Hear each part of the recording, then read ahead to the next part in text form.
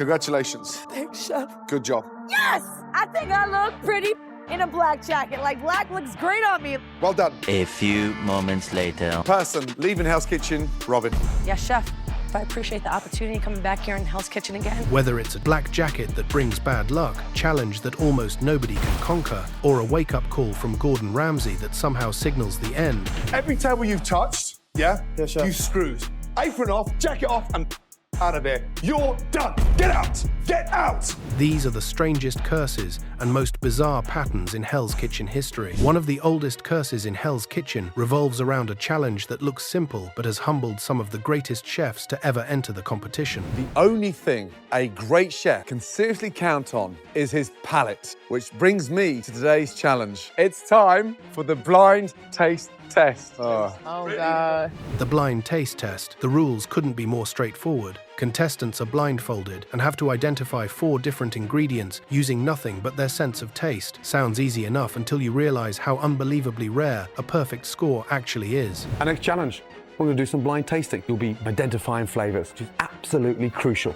You'll be blindfolded, you'll have a headset on, so you really will be depending on your taste buds. Over more than 20 seasons, hundreds of chefs have taken on this challenge, yet only a tiny handful have ever managed to identify all 4 ingredients correctly. Somehow, no matter how talented the chefs are, this challenge almost always finds a way to beat them. Pecan, Chef.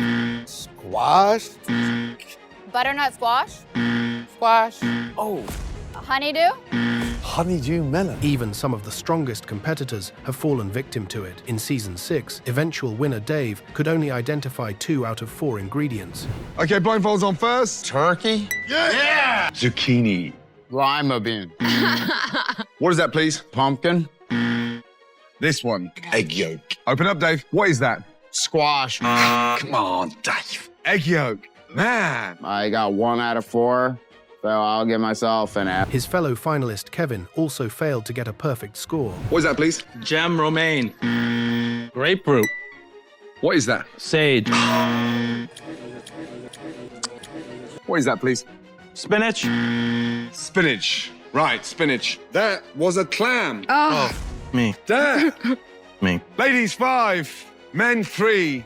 In Season 14, a season widely considered one of the most talented casts in the show's history, chefs like T, Michelle, and Megan Gill, the winner of Season 14, all competed. Yet once again, nobody finished with a perfect score.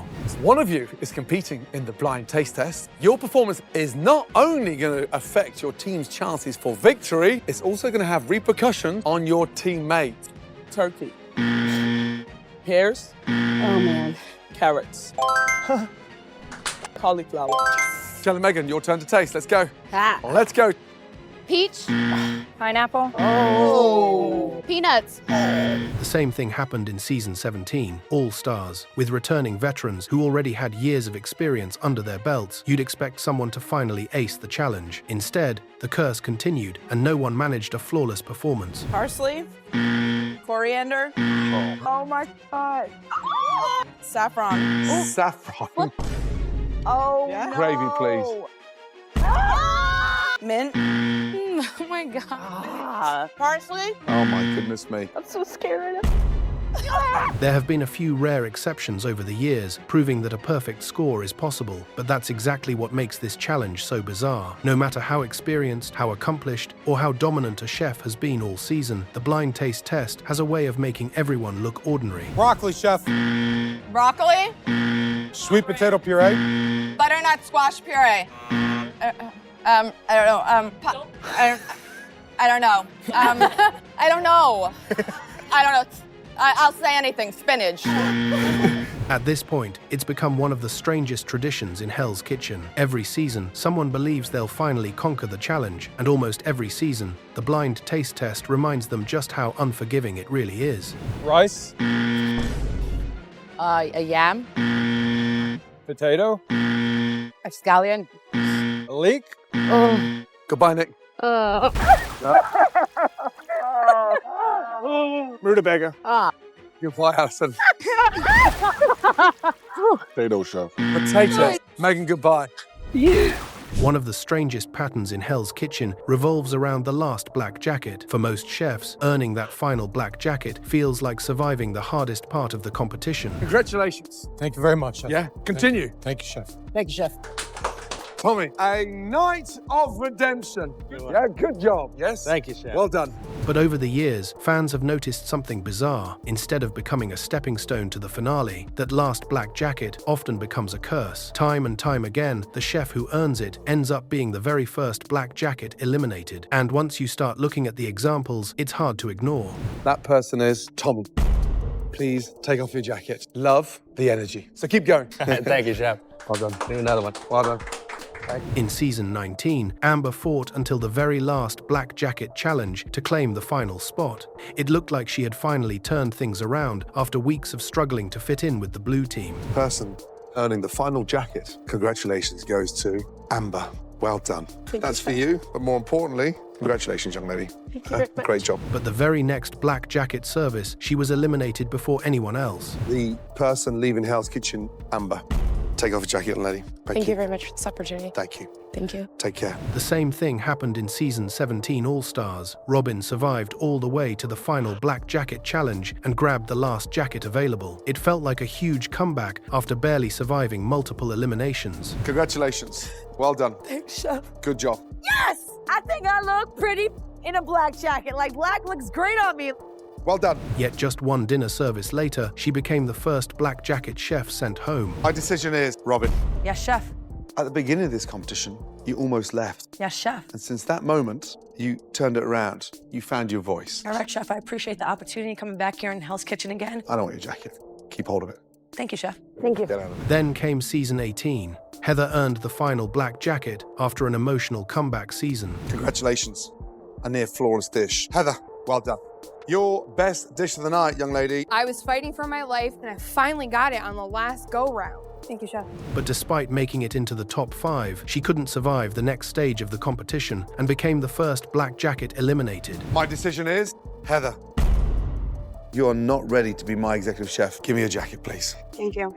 Thank you for the callback. And it isn't just those seasons. The pattern has repeated again and again throughout Hell's Kitchen. Earning the final black jacket may feel like reaching safety, but history suggests the opposite. More often than not, it's simply a ticket to becoming the next chef walking out the door. One of the strangest patterns in Hell's Kitchen revolves around Gordon Ramsay's pantry. Normally, if Ramsay pulls you aside during service, it's because you've made a huge mistake. But every once in a while, instead of throwing a chef out, he takes them into the pantry for a private conversation. It's usually a motivational talk, one last chance to wake up and turn things around. It's not good enough, Jay! I know, Chef. Got no juice. What's the matter with you? I don't know. Please, wake up! Yes, Chef.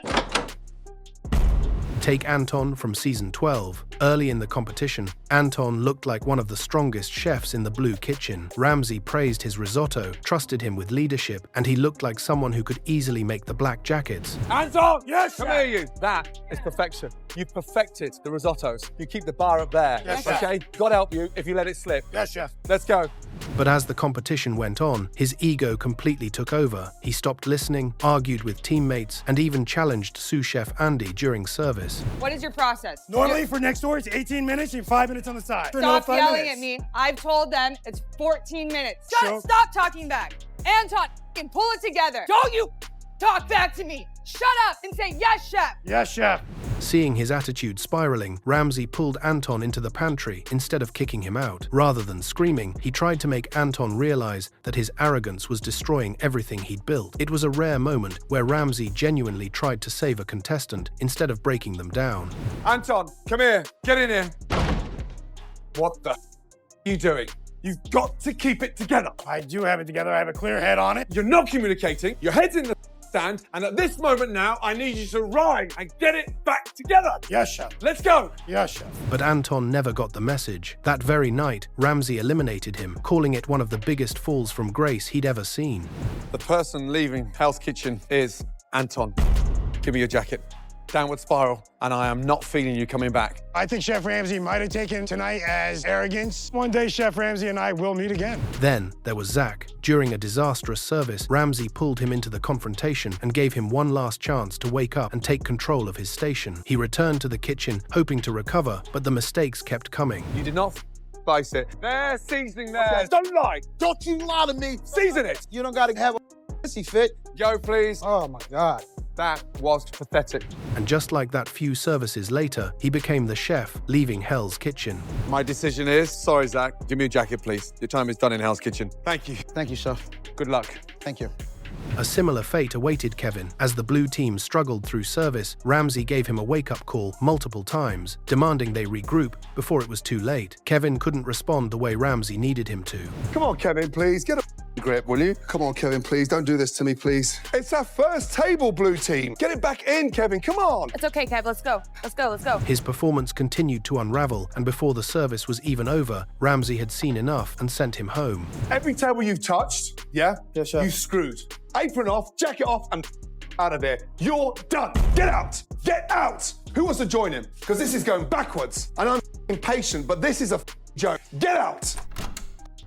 By this point, the pantry had developed a strange reputation. Whenever Ramsay gives a chef one final private wake-up call, it almost feels less like a second chance and more like the last warning before their journey comes to an end. Another bizarre pattern in Hell's Kitchen is what happens to chefs who somehow avoid elimination for weeks. Staying off the chopping block sounds like a huge advantage, but for some contestants, it almost becomes a curse, because the very first time their name is called, it's also the last. Take Motto from season 18. Week after week, he quietly became one of the competition's strongest chefs. While everyone around him was being nominated, Motto never heard his name once. I don't feel like I've been the weakest person here. I feel like I've proved myself day after day.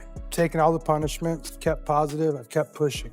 I'm gonna put myself up. He made it all the way to the final four without ever standing in front of Ramsay at elimination. Then, for the first time all season, his name was called. I wouldn't say it wasn't difficult, Chef, but we did come to a decision. I put forth myself. Tell me why. Chef, this has been an incredible journey. You're offering this great platform of Vegas, and I don't want to give up on Baton Rouge. I want to go back and share this wealth of knowledge that you've given me, and I feel like that's the place I need to be. Wow. Only this time, he nominated himself. Believing the others deserved the opportunity more than he did, Motto voluntarily stepped away from the competition, ending one of the cleanest runs in Hell's Kitchen history. The first nomination of his season also became his last. Motto, step forward.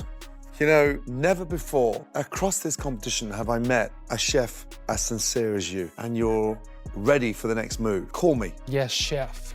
Oh, man.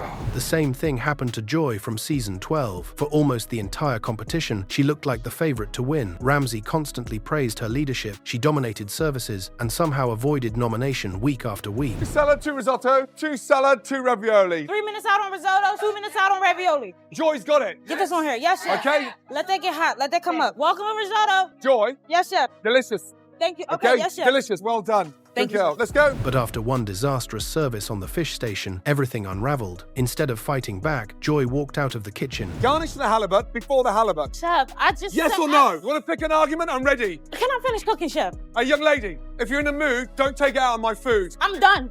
You're done. Joy, stop. I'm done with it. Ramsay had no choice but to eliminate her that very night. She spent the entire season avoiding nominations, only for her first real elimination to also be her last. What a selfish attitude. One thing wrong and you run away. Absolutely phenomenal. I'm trying to tell No, you're not telling. You're arguing. You're arguing, you're shouting. I'm done. Hey, I know you're done. It shows in your cooking. Get out. Unbelievable. Unbelievable. Then there was Jennifer from season 13. She quietly worked her way into the Black Jackets, although she was nominated once before in episode 14. Jennifer Rowe, step forward, please. Jennifer, back in line.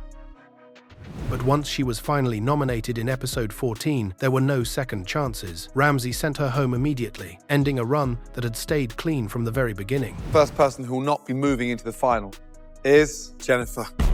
Please step forward, my darling. Yes, chef. You have a great future ahead of you, but you're not ready to be my next head chef. Thank you. Keep that head up. Yes, chef. Yeah, and fight on. It's a strange pattern that keeps appearing. Some chefs spend weeks proving they belong, never hearing their name at elimination. But when that streak finally ends, it doesn't become the start of a downfall. It becomes the end of their journey altogether. And then there's one of the weirdest coincidences in Hell's Kitchen history. Somehow, every chef named Andrew ends up following the same pattern. They all arrive with confidence, they all look like they could go far, and then they all crash in unforgettable unusual fashion. The first was Andrew Bonito from Season 1. Early in the competition, he showed flashes of talent and looked capable of making a deep run, but instead of building on that momentum, his performances became increasingly inconsistent. Eventually, his mistakes caught up with him, and his journey ended long before the finale. Andrew, give me your jacket.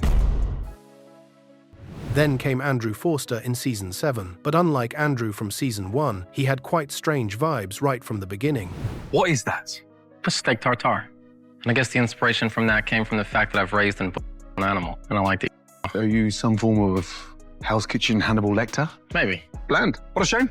And later, during Episode 2 dinner service, after messing up the service, Ramsay kicked him out of the kitchen, and he eventually became one of the season's biggest disappointments before being eliminated. Come here. I'm losing my temper with you. Say that again. So now I've got to take it out of the sauce. Yeah, come here, you. Get out. Yeah, get out. You don't care. You got no respect. And you know what? You're a joke to the industry. Finally, there was Andrew Pearce from Season 16. He had the skills to make a serious run, but he became far more remembered for everything happening outside the kitchen. While engaged back home, he openly flirted with Heather during the competition, creating one of the season's biggest controversies. Yeah, it's gonna be bad. All we're doing is laying next to each other. My name's squished. You're only outside next time. Okay. You let me go. Huh? Oh, not right now.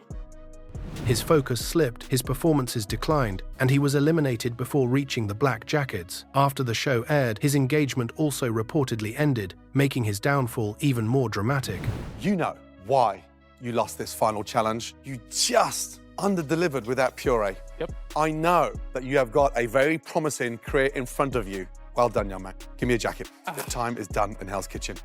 3 different Andrews, 3 different seasons, 3 completely different stories. Yet somehow, none of them came close to winning Hell's Kitchen. Whether it was poor performances, bad decisions, or off-screen controversy, the name Andrew has never brought much luck to the competition.